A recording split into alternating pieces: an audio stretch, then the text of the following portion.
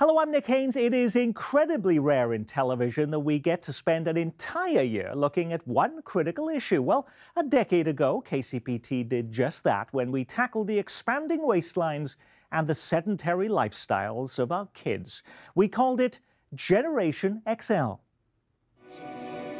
For years, the government's warned there's an epidemic of obesity in America. 2/3 of the country is overweight or obese. That's 60 million people. It's shocking and shameful that as a country we've let the problem get that bad. This generation of children is the heaviest in American history. We may be producing a generation of children whose life expectancy isn't as long as our own. And shame on us. Hi, my name is Brooke, and I'm 12 years old, and I'm gonna have liposuction. At just 12 years old, Brooke Bates says liposuction was her only hope in a battle of persistent weight problems. My goodness, doing this at 12? A decade ago, public health officials didn't hesitate to describe childhood obesity as a crisis. There were public health campaigns and task forces.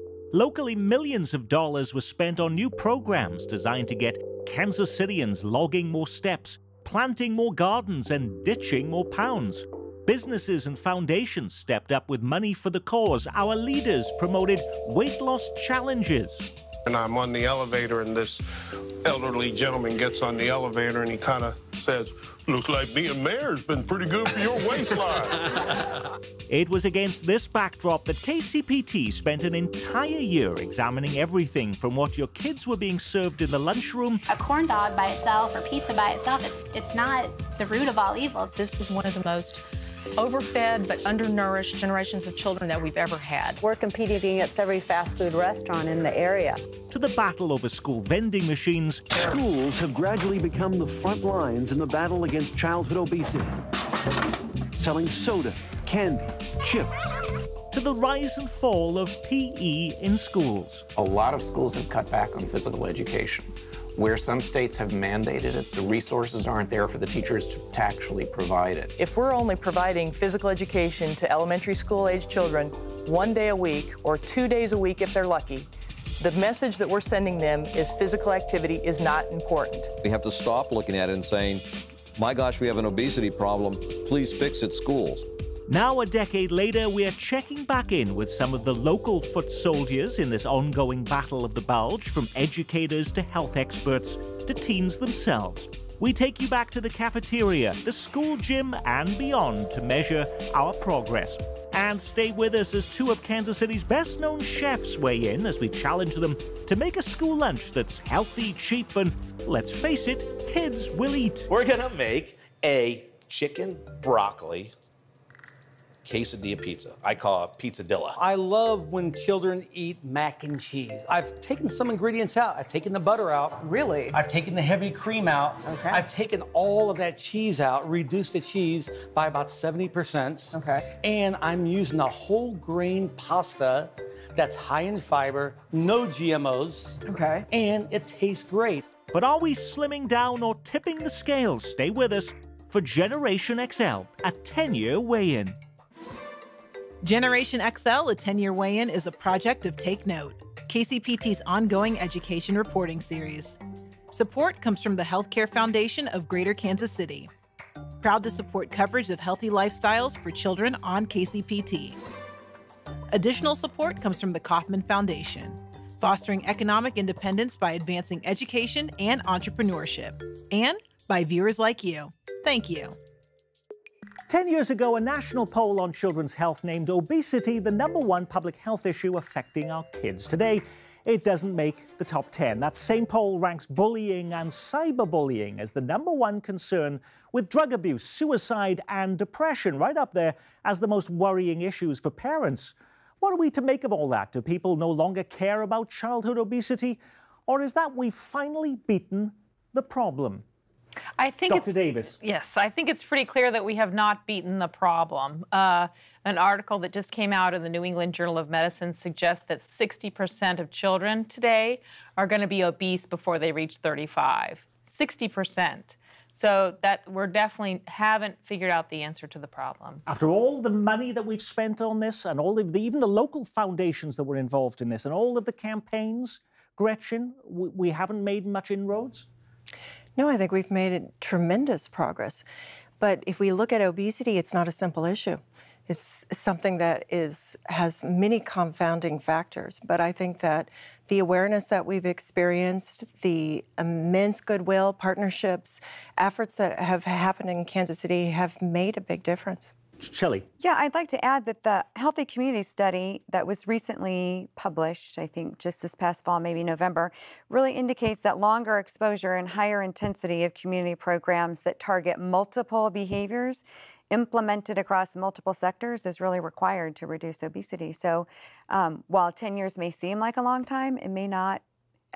I think it's enough for us to make inroads, but certainly not, sadly, make the problem go away.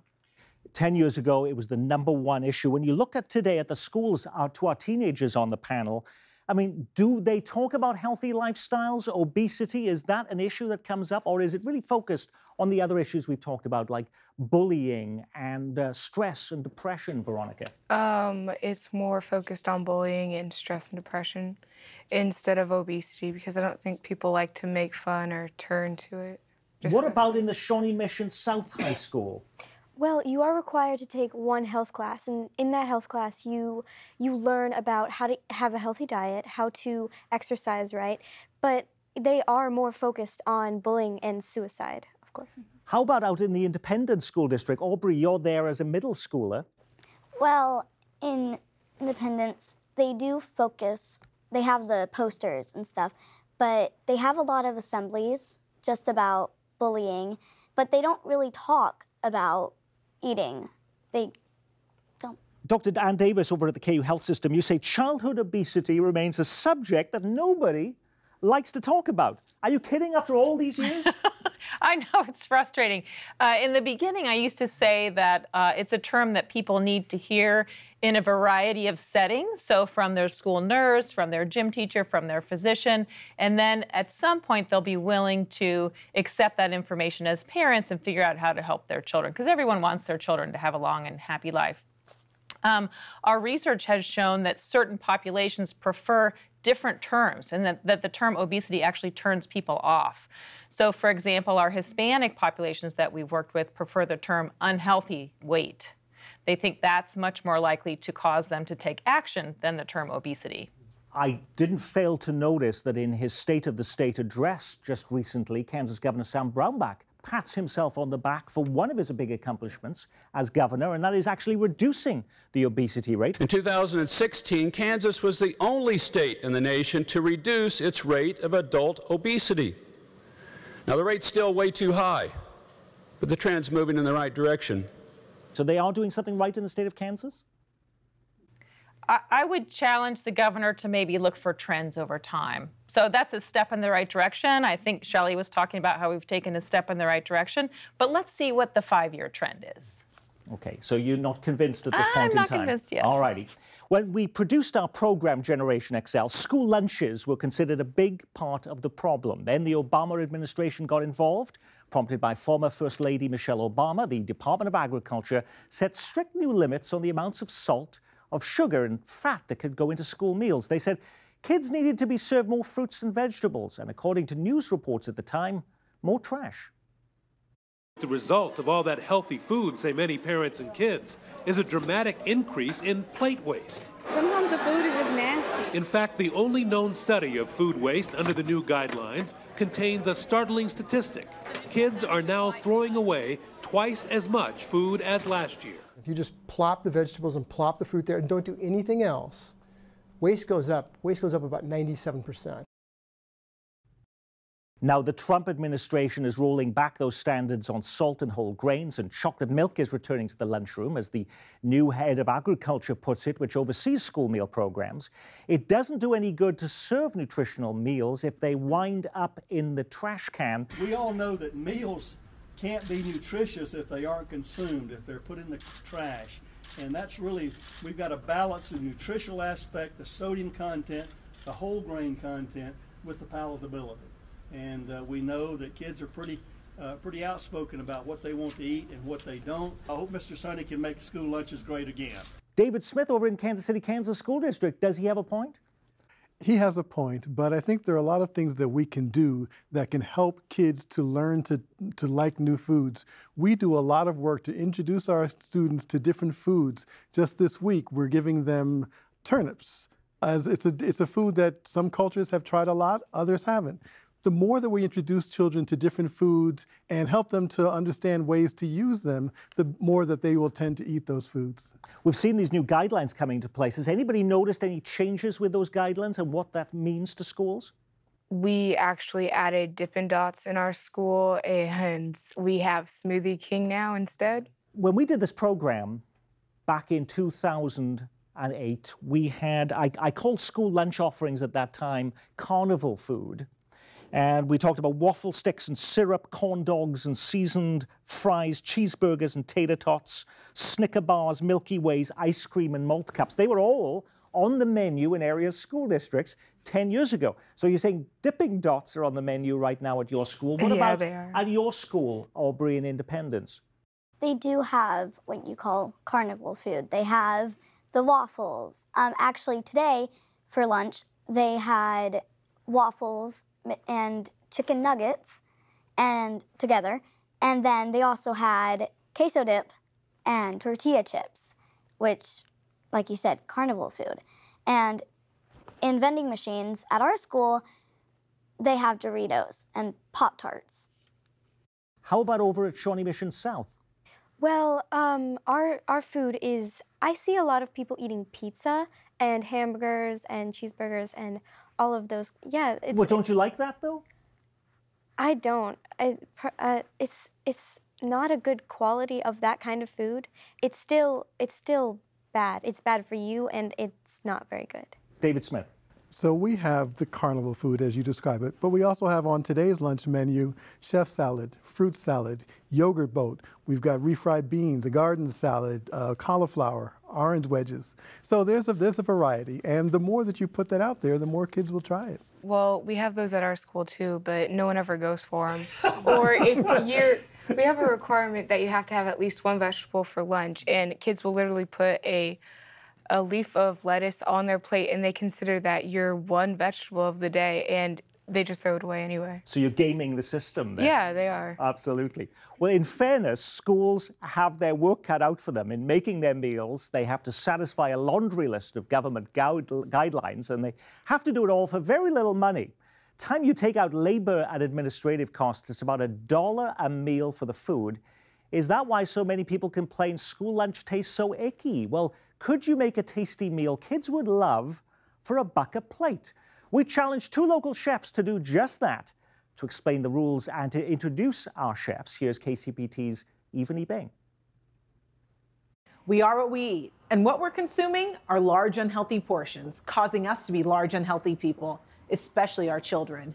We're here at the Sub-Zero Wolf Showroom by Roth Living with Jasper Mirabili and Stretch, both known chefs here in Kansas City, to see if they both can cook on a school budget. So Jasper, you have a very special dish that you're gonna show us how to prepare. I am.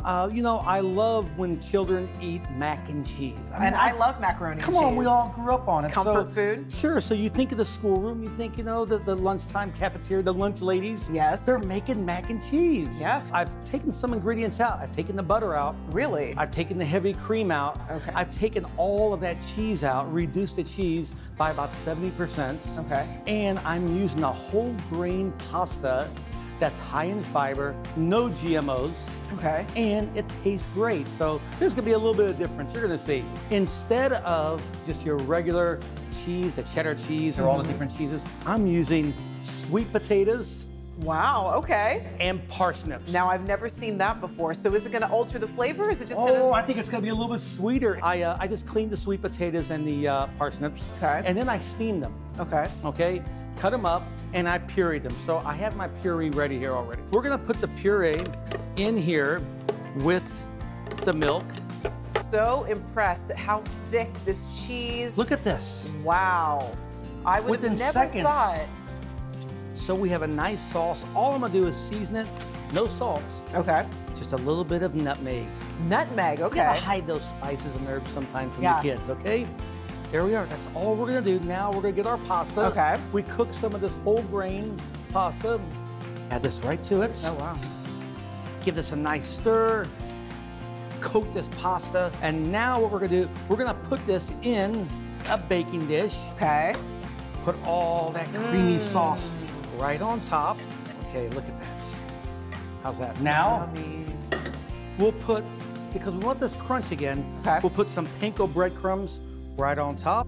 And all we're gonna do is bake it in the oven for about 10 to 12 minutes. Okay. Kind of get a little crispy topping, and there you have it. Wow. A simple mac and cheese. And it's healthy, a really great alternative for the traditional macaroni and cheese that we're used to at our homes, but you put a healthy spin on it. Jasper, thank you so much for coming by and teaching us how to do this simple and delicious dish. I'm gonna throw a challenge at you just like what I did with Jasper. It's all about school lunches today, and I wanna see what you can do by cooking a healthy school lunch. Milk, can't use whole milk. It can't be anything more than 1%. And then also with your fruits and vegetables, you at least have to have a serving of that on the plate. Jasper did well, he passed. He did a macaroni and cheese, so I wanna see what you can whip up here. I see chicken, I love chicken, So I think broccoli. chicken's one of those great proteins. By cooking the chicken in the sous vide, it holds the water. Yeah, you know how to fold it over like that so you don't get it all over the outside. And as you know, we want to get that nice, and we don't want to touch too much with our tongs on raw chicken. Okay. Put those right there. We don't want salmonella. So we're gonna get this in a bath. We don't want a lot of extra air in there. So we're gonna cook this at 150. We're also gonna do some broccoli. Nice green, tons of nutrients in this. How's your knife skills? Fantastic. Let's see. Okay. Okay, we're gonna make a chicken broccoli quesadilla pizza. I call it pizzadilla. I'm gonna come over to the other side. I have these whole wheat tortillas. Okay. That broccoli should just be about finished steaming over here. Okay. So tell me about your school lunches. It was horrible soy-based meats that we got. Salisbury steak that I don't know, what. I mean, Yeah. Never a good lunch. They really weren't. Unless we cooked at home, they just weren't good lunches back then. And what about your kids though? Because Oh, I my- would have thought that there'd be maybe a difference, or is it still the same? They know what they like. Mm-hmm. Don't be fooled, but they are also very impressionable and want to try different things. We got our little Jasper sauce. Oh, that means it's gonna be delicious. It is. Just a little bit of cheese. I take some of our little chicken chunks, Okay. spread it throughout the whole thing. Smells great. Some of our broccoli. Spread that out. Nice little We're gonna pop of have- color. Yeah, right? Isn't that beautiful just like that?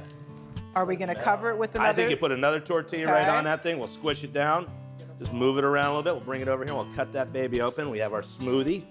So I think we've hit all of our bases on here. Not too much salt, just enough fruit, just enough greenery. Price point's right. I think you're good. Bring it over. This is the real test when we go to try it out. Let's try one of these little slices. I'm really I surprised. just scarfed that down. See, that's the thing, you're looking good. Lunch think so under a too. buck that doesn't suck. Stretch, thank you so much for teaching me how to cook today in a healthy way too, that we can definitely incorporate that into school lunches. Thank you so much. Thank you. Chef Stretch from Grinders and Chef Jasper Mirabile of Jasper's being huge sports in our quest to make school grub tasty. Thank you so much. And we couldn't have done it, of course, without our hosts, the Roth Living Kitchen on the Country Club Plaza, offering a gorgeous backdrop for our culinary wizards. Yes, your local Sproul probably doesn't have a kitchen that looks like that, and that might affect the food a tad too. I am facing a little bit of a mutiny in the studio, though, because they also wanted the food. Nick, you show us this gorgeous food. It looks delicious and no samples? You're killing us. This was a bucket plate, and there was 8 of you, and that was going to be $8. This is public television, after all. This is not commercial TV. We were going to be spending lavishly like that. We did provide bottles of water. Okay, I want to ask our teenagers, though, how about that food? Would that be great to add on the menu? Aubrey, you actually won. I'm going to start with you, because you actually won the Greater Kansas City Casey Healthy Kids recipe contest. And so how does this look for somebody who is a chef of your own there? It looks amazing. Definitely nothing like we have in schools at all. But I do think that if we did have that in schools, a lot of kids would, choose that over what they do choose now. I think that food looks amazing. I think that if we had that kind of food, that we wouldn't waste it at all. Veronica in Olathe. Honestly, if you gave me that, or if you gave anyone at my school that that choice and then what we have now, they would probably choose what we have right now in school lunches. What if that weren't a choice? If what you have right now weren't a choice, if your two choices were the two examples that they shared? Oh, then they would probably, I think they'd choose the noodles, probably, or whatever, yeah. Why don't schools make meals like that? What are the challenges of doing that? David? Well, you've got the challenge of the infrastructure to make it happen. You're trying to we feed 22,000 kids every day, 2 meals. And so just to produce that, to have a grill where you can get things up quickly, unfortunately, just given all that schools are responsible for, lunchtime is very short. And you've got a lot of kids to move through a cafeteria. So that's a real challenge. Although I would say we're trying to make sure that more of our meals are prepared on site. There are more of them using fresh vegetables like they used. So we're trying to move in that direction because more kids will eat it if it looks like that. As David mentioned, schools are trying to make changes, like in Kansas City, Kansas. One big trend in the last 10 years is bringing fresh, locally produced food to the school cafeteria menu. KCPT's digital magazine has been tracking that for our education reporting project. Take note. We made the decision probably 6 or 7 years ago to get into Farm to School here in Park Hill. I really wanted to bring some fresh local produce and different products into our schools. We don't really have a clear sense in our culture anymore of where our food comes from when we eat it. Children don't see plants in production unless it's a part of their life at home or a part of their life at school. Right now, I was very excited when we got the fresh Brussels sprouts. And a lot of the children didn't really know what they were. We just served them this week, and I didn't have any leftover. So that's a good sign. In an educational atmosphere, we want to make sure that our kids connect to the food that they're eating. So the more that we continue to put these things in front of our kids, these fresh fruits and vegetables, you know, hopefully we will start making a dent in some of that childhood obesity and really focus towards, you know, creating those healthy habits that they can take throughout the rest of their life. Farm to School is great, but it does have some hurdles that you have to jump over. The first one is just finding the sources and finding the farmers. Then you have to get it to the school. They would only be able to come, you know, justify coming to Kansas City, Kansas 1 day a week. We have at our facilities where we serve 32,000 meals a day, we need more than 1 delivery a week. It is a balancing act for us because local does cost more, and there are times that you just have to walk away and say, that looks lovely, but unfortunately I just can't afford that. Is it a question of cost? Yes, I think it is. We have a program at Score One for Health where medical students are trained to be healthy lifestyle coaches with families, and we have a population where cost of food is extremely important, and it is extremely challenging to find healthy choices within a tight budget. So I would say yes, it is. Gretchen? At KC Healthy Kids, we have the Farm to School Academy, and a number of the school districts participate in that. And it's getting that locally sourced food is difficult. It's hard to do farming. It's the protections aren't in place to support local farmers as much as what you see with larger distributors, and being able to get small volumes of food into school districts and being able to grow those and make certain that they are safe for the kids, that costs a lot of money. And so that's difficult when you're working in a school district that already has limited funds. 10 years ago on Generation XL, we also tackled the debate over school vending machines. More than half of all elementary schools and 94% of high schools were selling soft drinks, sports drinks, and fruit drinks from their machines, and it was big business. When Blue Valley High School announced it was removing non-diet soda from their machines, school administrators said then they were losing $38,000 in revenue from the previous year. Are there any schools today where you can get a soda in the vending machine? We don't have any soda in our vending machines. We have water and fizzy soda, and we only have healthy options, but we can only access the vending machines between 7:40 when school starts. I mean, we can't. So during school, we can't go to the vending machines. So that's a difference on 10 years ago. How about for you, Veronica, in Olathe?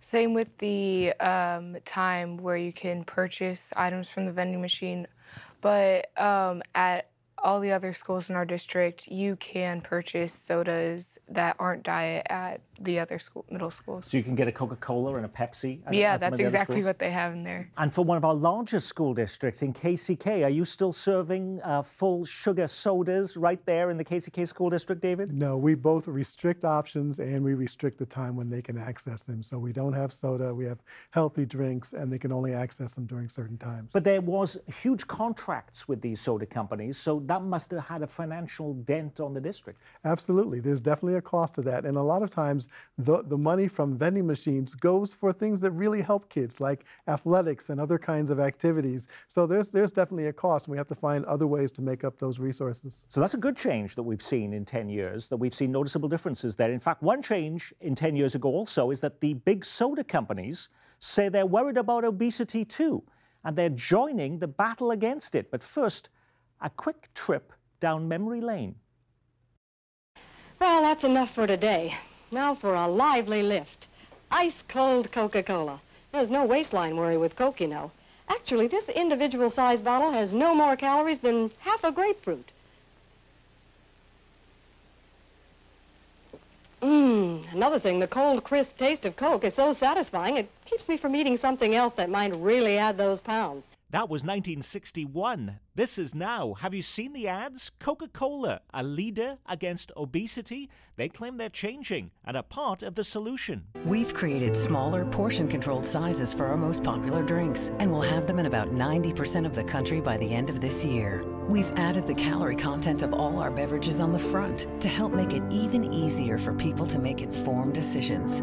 For elementary, middle, and high schools, our industry has voluntarily changed its offerings to primarily waters, juices, and low and no calorie options. This has helped reduce the calories from our industry's beverages in those schools by 90% since 2004. But beating obesity will take action by all of us based on one simple common sense fact.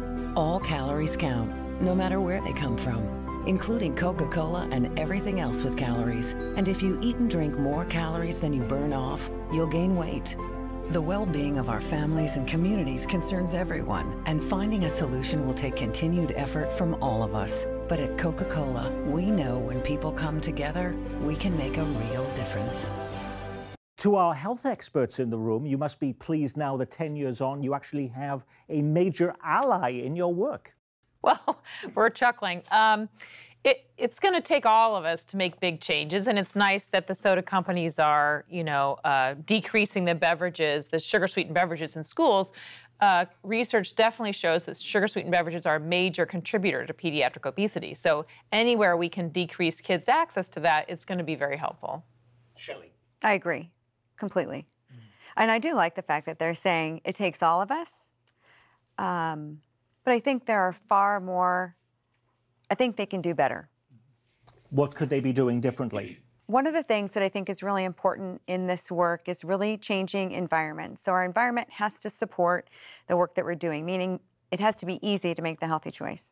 And so reducing access is one of those things that's key to reducing consumption of sugary drinks. You say we're all in this together. Now, Yes. at Children's Mercy Hospital, one change that has happened since we produced that program 10 years ago is that at Children's Mercy, I noticed that docs at your facilities are now asking parents 5 questions related to eating and activity at every checkup or visit. What's the reaction to that? Do the parents feel that's invasive? Well, so the reaction to it has been extremely positive. We've been doing this for 5 years now. We've changed the conversation, which is what we hear from providers they really like. So the conversation is about healthy lifestyle behaviors. So we take the weight component out, meaning it's not done for just kids who are overweight or obese. The question is asked of all kids when they're coming in for well child checks, 2 years and older. They've started conversations. We know that it's happening over 90% of the time. We are tracking obesity prevalence rates, which is an important thing to monitor, as you heard Dr. Davis say earlier. In addition, we have found clear links between lifestyle behaviors and obesity prevalence. So now we can drill down to programs that support. Okay, so when you find out, though, that somebody is not at the weight that they should be at, or they're not moving as much as they should based on the questions, what are you actually telling them they can do? Or what programs are you setting them up with? What can you actually do? So from the provider standpoint, the first thing they do is set an individual goal with the patient or family. Beyond that, part of my role at the hospital is working with community programs to better connect. And then my job is to get that word out about what programs exist in the metro area. How might we better support these sorts of things? So environmental change, how does our built environment support physical activity? How does access to healthy foods improve fruit and vegetable consumption for the patients and families that we serve? Built environment helping support a healthy community. That was one of those buzzwords that came up a decade ago too. But Gretchen, have we really done anything to improve that over this past decade? Absolutely. We've seen a lot more policies within municipalities around Greater Kansas City that support complete streets, where the roads are developed so that it's more than just the car. You're supporting biking, walking, public transportation. You're also starting to see some schools do community use, where they open up their property for community residents to be able to use the playgrounds, the assets that the school may have that may not be available in some of our communities. So we do see those improvements, but there are challenges because all built environment is very expensive to change. So trying to change sidewalks, that costs a lot of money. So it's going to be more incremental change, I think. So when you have to replace a street, let's look at how we can add some of these other amenities to that street. A decade ago, when we brought you Generation XL, we also were interested in what was becoming an endangered animal, PE in schools. There was less time for that. Even recess was being cut. Are we doing any better in that area, or is the drive for better test scores and outcomes meaning there's even less PE, even less recess rather, than there was a decade ago, David Smith? I think we've learned a lot about the connection between physical activity and mental health and learning. And so we've learned that kids have to be active.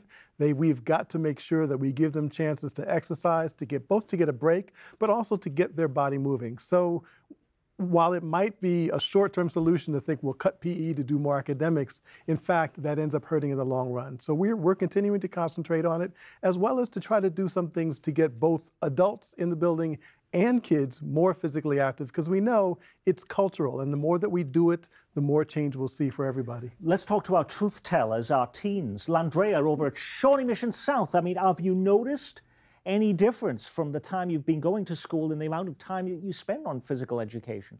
Well, every week in elementary school, you would go to gym once a day. And now in high school, you are required to take 1 year of gym. But I know in other states that you're required to take 4 years of gym. So I think that we could do better on the requirements. How about Veronica in Olathe? We're required to take a semester of PE in 7th and 8th, and then in 6th you have to take a whole year. So I feel like we should be required to take a whole year in all 3 grades that year in middle school. How about recess?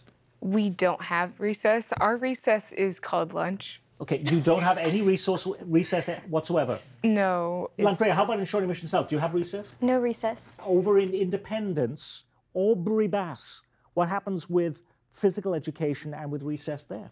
Well, recess we don't have.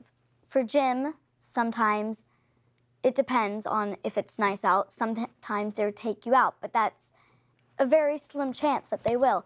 And sometimes the math teachers will take some of the students outside for a break because you're cooped up in the classroom. Annette Campbell over at School One for Health, does it bother you when you hear that there is no recess? And these are 3 very different school districts. Well, and in Score One, we deal primarily with elementary age children. So recess still exists. It has not completely disappeared.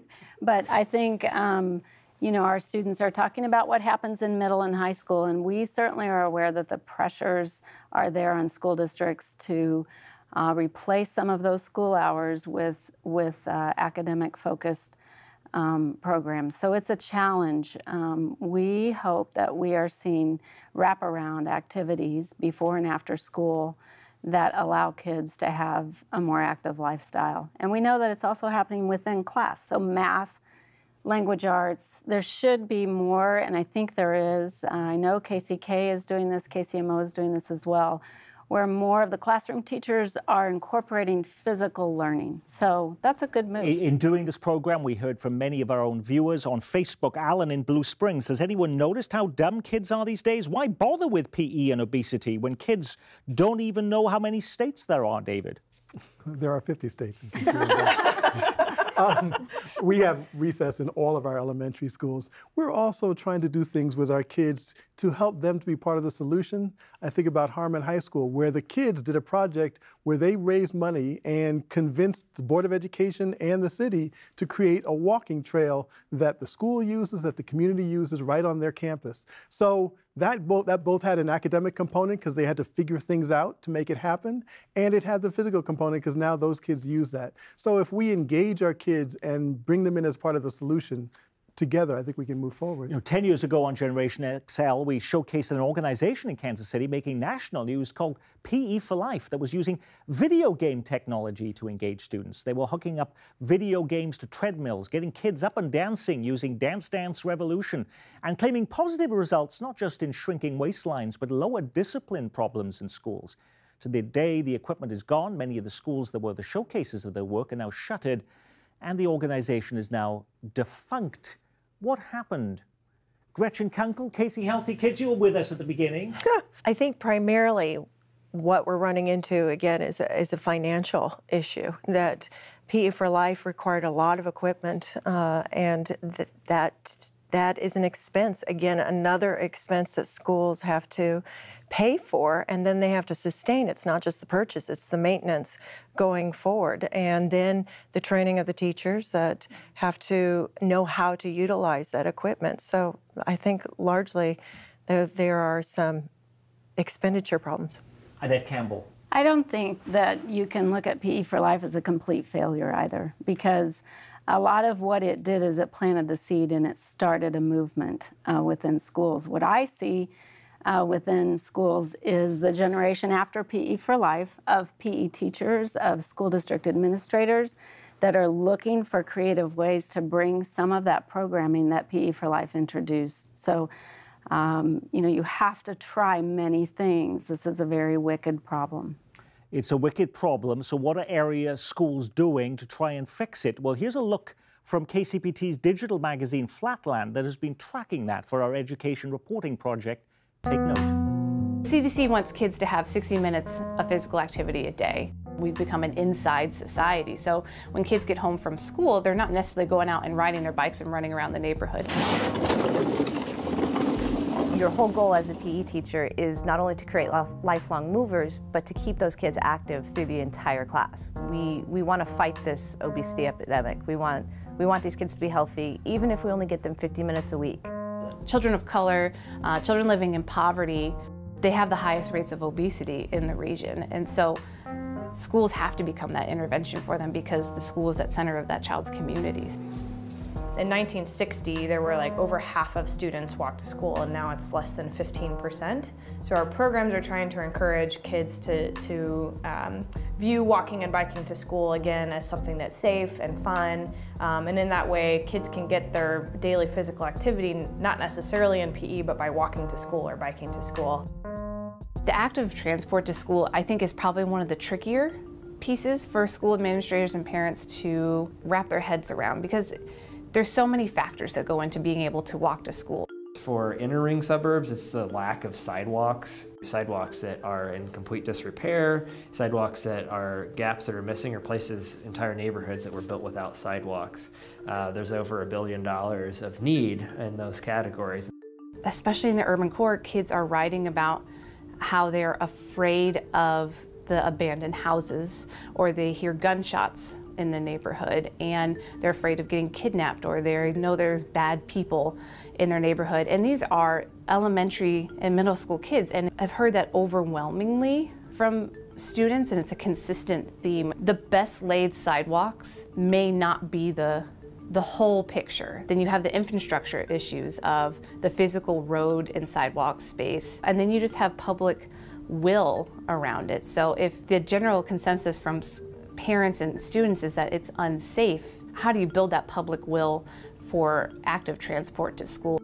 A lot of our policy and planning work is around safe routes to school, looking at school zones and neighborhoods around schools, making sure that it's supportive for biking or walking.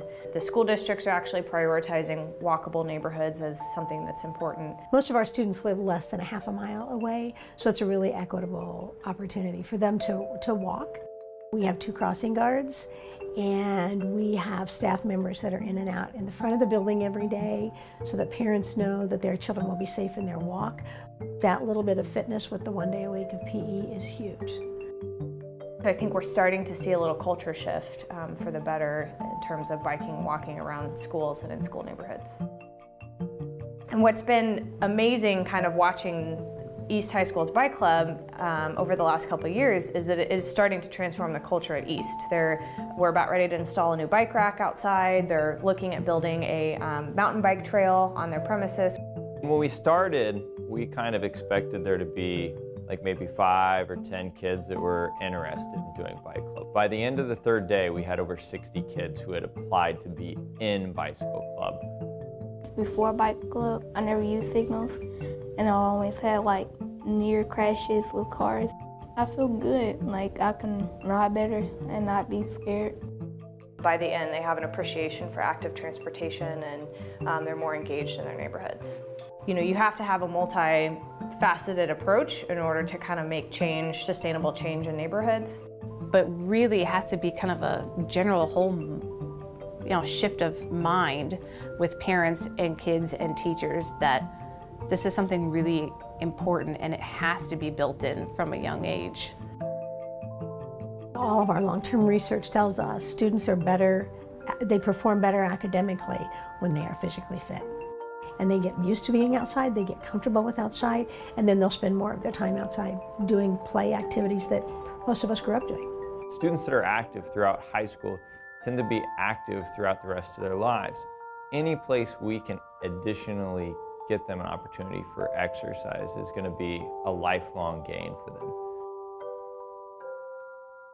Landrea, how many miles are you walking to school every day? 3.2. Really? Yeah. You walk to school? Sometimes I walk home from school. Wow, this is impressive. You're one of the very few who is walking to school. This is very, very impressive, Landrea. How about Veronica? I don't walk to or from school. Could you if you wanted to? I sort of could. I mean, it would take a lot longer. Okay, it's just a question of time. Yeah. Albury at Narland Middle School in Independence, do you walk or bike to school? No. Could you do that? No. From where I live, I would have to cross the main street, which is very busy. Okay, so it's a question of safety for you. In a former forum that we did together, David Smith, I think you mentioned that actually the Kansas City, Kansas School District has one of the highest busing per student of any of the school districts, because that's also a safety issue. It is, and if we're having kids who have to cross intersections, major intersections, it's really not safe in a lot of cases for them to have to walk. But we do in some of the neighborhood-based schools, we have what we call walking school buses, where a group of parents and kids will walk together and pick up more kids and travel together to school. And if you organize that and get people connected to each other, people find that they enjoy that, and then that becomes part of their culture, and that can produce change. The walking school bus was a big deal 10 years ago. Heard a lot about that. Are there fewer of those today, or more people on that bandwagon? It's a very sporadic effort, I guess I would say. A researcher that Shelley and I work with is actually studying walking school buses to figure out how certain districts have fully implemented them and how at other schools it's been a complete failure. So we hope to learn more about that, but there are places where they're very successful. So we'll find that out in Generation XL, a 20-year weigh-in. We'll be looking forward to that, Ann Davis. You know, when we aired our program a decade ago, another cause of consternation was the massive marketing of high-fat, high-sugar products to kids, and even worse, celebrities. Has that really changed? They come by, they make the morning time epic. Morning time epic. Morning time epic. Just give me a break. Break me off a piece of that Kit Kat bar. Embrace your past, but live for now. Better pizza. Better football. Papa John's. Give that extra ounce. It might just be the one that all the others don't. Gatorade. Rehydrate, replenish, and refuel. A KFC $5 fill-up? Yes! Did you like it? I got one too!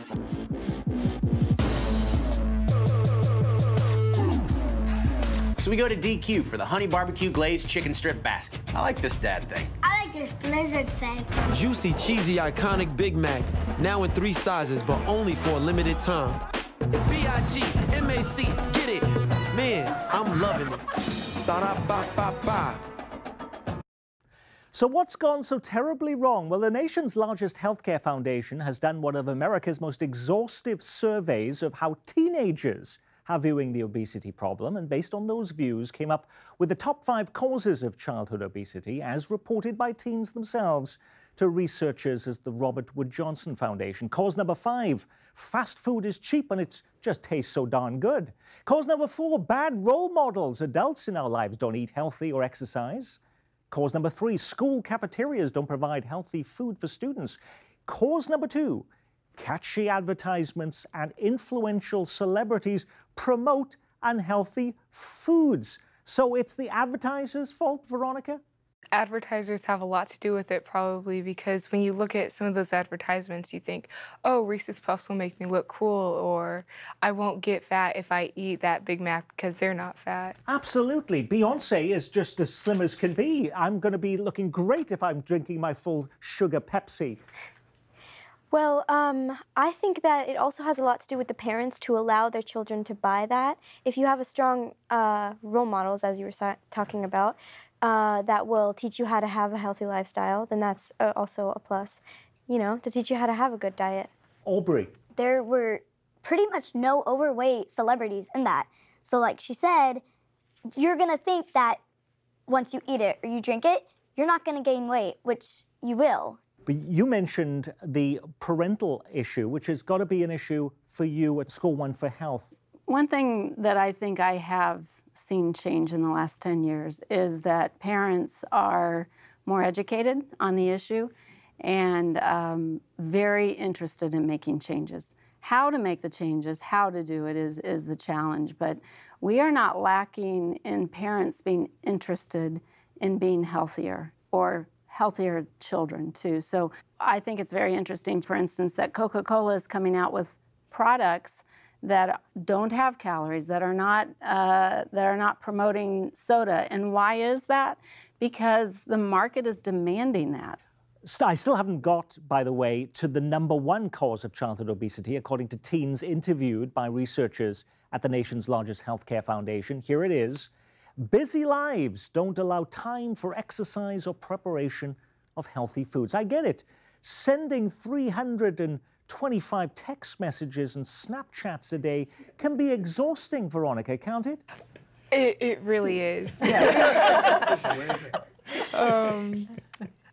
But also, a lot of people do have busy lives. There's not enough hours in the day to do a meal prep always, especially if you have night practices or games. So 10 years on, back then, it was all about we need to change the amount of fatty foods that we were eating. We needed to move more. What is the advice from you today for people watching this program as the biggest change that we can make that would make a difference, Dr. Davis? I think there are something like 11 health behaviors that the medical community recommends for kids, for all kids, regardless of their weight status. And I'm not going to be able to remember all 11. One of my favorites is the importance of family meals. So kids are so busy. I mean, you heard it from our panelists here today. I hear it from my patients. But figuring out a way to get enough sleep, to have family meals in the home, not having screens in the bedroom, that's another one. So if your child has a screen in their bedroom, figuring out a way to get that out of the bedroom. So those are a few things I've been concentrating on with my patients. As my wife mentioned before I actually did this program, said to me this very morning, it used to be, oh, we don't allow TV sets in children's rooms, but it really doesn't matter today, because if every child has a cell phone, they really are having all of that entertainment in their room anyway. You should have somewhere in the home where the screens are left. They should not be in bedrooms overnight. You know, that's very important. We were talking about that before we actually started the panel, but the invasion of screens into every single moment of our lives is really a difficult thing, especially for kids, I think. Annette Campbell. You know, one of the most immediate successes that we have with families is decreasing sugary beverages and decreasing beverages that have any extra calories or added calories in them. So I think there are some simple steps. I think it always has to start with small steps. And I don't think there's probably any wrong step to take for a family that is interested in making changes. To engage. Let your legislator know that you're not happy about decisions that are being made, because they do impact childhood obesity, they do impact health. The kinds of foods that you're getting at your school have a lot to do with what is being decided in Washington, D.C. So talk to your legislator and let them know what the impacts of those decisions are on your family, on your children's health. Aubrey Bass. I think that just the pure fact that we're not taught to do this, you know, because I think it was number 3, fast food is so good, as I said, and cheap. And a lot of families don't have a lot of money to go out and buy a bunch of fruits and vegetables and just sit down and eat them. And I believe that that's a real problem. Veronica. I think we could help the problem of obesity by starting young, like in elementary schools. You can start them, or you can start teaching them, like while they're in kindergarten, that they should be having more servings of vegetables instead of piece of bread. And you weren't taught that in elementary school? No. Well, in addition to what's already been said, I think a couple of things are important to remember. One is consistent messaging. So we are inundated with different messages. So the food marketing pieces you just showed really give an inconsistent message. These are people who appear to be physically active and very fit who are consuming these things that really aren't good for them. So we have that inconsistent message, and then role modeling is such a key piece of it. Kids do what they learn. You've heard it from our panelists again, and so I think parents, and not just parents, all of us are role models. So for example, in the area I work, people look to me when I'm not even aware they're looking. What are you drinking? What are you eating? If the dietitian is eating crap, well, then it's okay to eat crap. And so I think it's really important to keep those things in mind as we're working with others, in addition, being accepting. So you're not coming into Children's Mercy Hospital with a big mega gulp soda in your hand then, Shelley? I am not. That's just one example of that. That's exactly right. Final Nor word can to you buy one there. Okay. You can't buy one either? Okay. No. David Smith, the final word. So I think that the diversity that's represented in this panel helps to point the way towards possible solutions.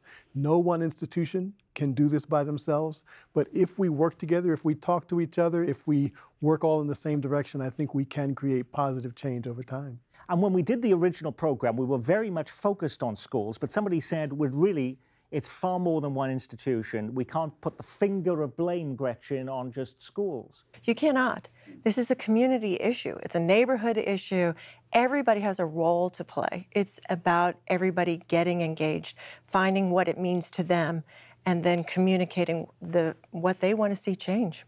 And that is all we have time for. Our thanks to our teens and our education and health experts, and to you for watching. You can see more reporting on KCPT's education page at takenote.kcpt.org. I'm now going to have a healthy snack after all this. I'm Nick Haynes from all of us here at KCPT. Goodbye.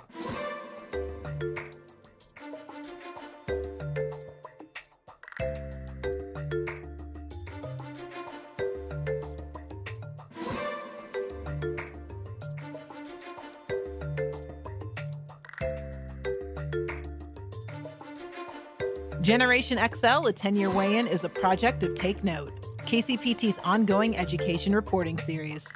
Support comes from the Healthcare Foundation of Greater Kansas City. Proud to support coverage of healthy lifestyles for children on KCPT. Additional support comes from the Kauffman Foundation, fostering economic independence by advancing education and entrepreneurship, and by viewers like you. Thank you.